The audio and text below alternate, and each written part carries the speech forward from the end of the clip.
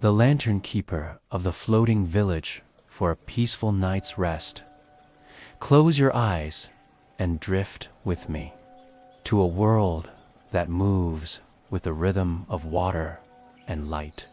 Part I, where the water sleeps, there is a village the world does not speak of often, not because it is forgotten, but because it remembers itself so well that it needs no mention. This village is built entirely over water, with wooden homes rising from the surface like lotus flowers in bloom. Bridges stretch between homes like arms extended in embrace. Boats bob softly beneath houses that sway with the wind. Here, the world does not march, it floats. The air is always slightly sweet, carried with the scent of salt, bamboo, and fish being cooked over small fires. Children laugh during the day, their echoes bouncing off the still lake like stones skipping across glass.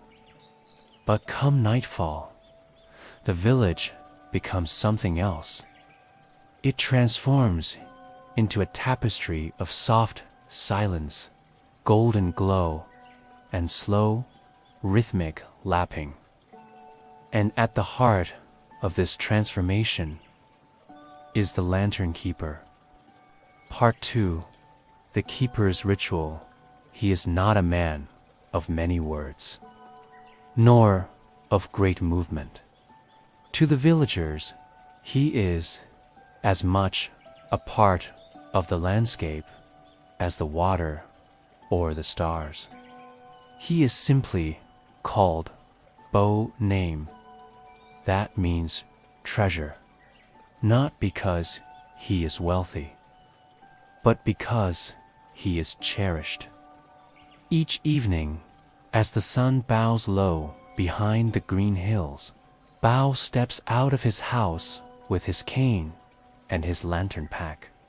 Inside the pack is a firebox, a length of oiled wick, and dozens of small wooden pegs marked with a symbol only Bao can read. He begins at the north corner of the village, where the wind first touches the wood.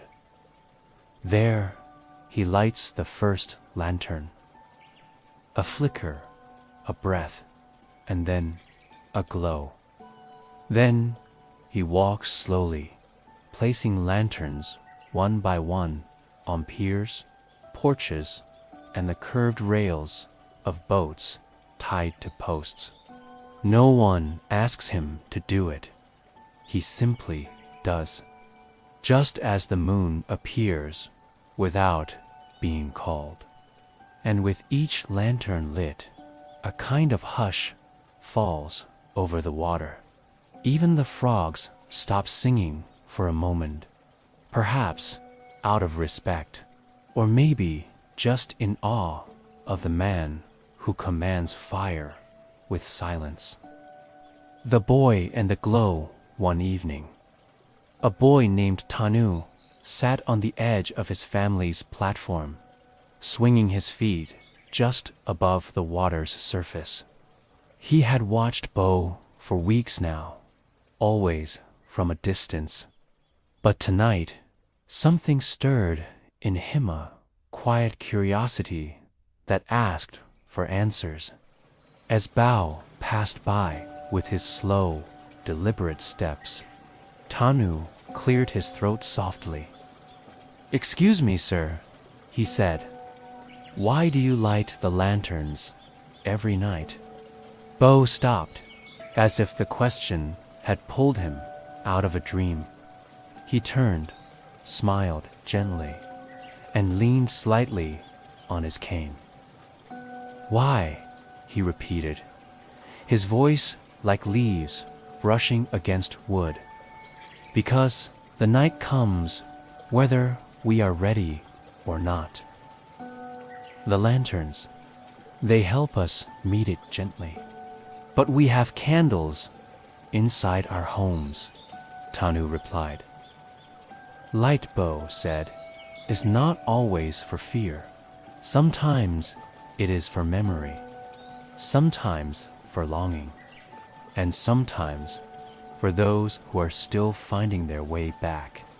He turned to continue his walk, but then paused again. He asked. Tanu hesitated, then nodded. And so the two of them walked in, old man and a boy, lighting the village one flame at a time. Tories between flames. As they walked, Bao began to share small pieces of his past, never in long stories, but in bits, like breadcrumbs scattered on the water. He told Tanu of a time many years ago when he had been a fisherman, how he once lost his way in a terrible storm, and how a single lantern left burning at the edge of the village had guided him home. I never knew who lit it, he said, eyes misting slightly. But I remember how it felt to be found by a light. He paused and turned to the boy. Do you understand now? Tanu nodded slowly. It's not about seeing, it's about being seen. Bo smiled. You are wiser than your age allows. Together, they reached the last house, and Bao lit the final lantern with reverence, as though it were the first flame ever made. The sea of stars that night, Tanu did not go to sleep immediately. Instead, he sat by his window and watched the village. It had changed. The homes no longer looked like buildings. They looked like floating dreams.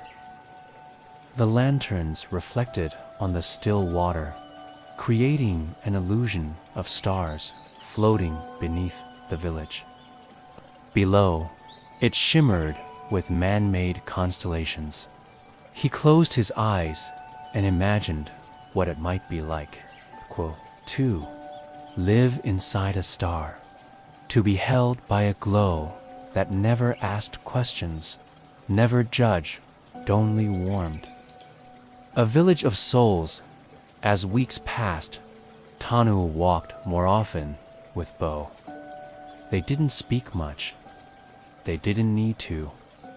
Sometimes they lit lanterns in silence. Other times, Bao would hum a tune that no one in the village knew, but everyone somehow remembered. Once, Tanu asked where he had learned the song. It came to me on the wind, Bo said. Songs are like that. They find us when we're ready to hear them. The villagers began to notice the boy's presence beside the old man. They smiled to themselves. Some even said softly, the lanterns will outlive Bao now. Part 7. A night without lanterns. Then came a night like no other. A storm rolled in from the east, faster and angrier than anyone expected. Winds howled, and the waves rose up like mountains. Rain fell in thick sheets, blurring everything. That night, for the first time in decades, no lanterns were lit. The village sat in darkness. People whispered in their homes, worried. Not just about the storm, but about Bao. When morning came, the storm had passed. The lake returned to stillness, but Bao's home remained closed. A gentle farewell. 2 days later, the villagers gathered silently by Bo's house. Tanu stood at the door, eyes red but resolute. Bo had passed away peacefully in his sleep, his hands gently folded over a burned-out wick. On his table was a wooden box, and inside it were a dozen lantern pegs and a note.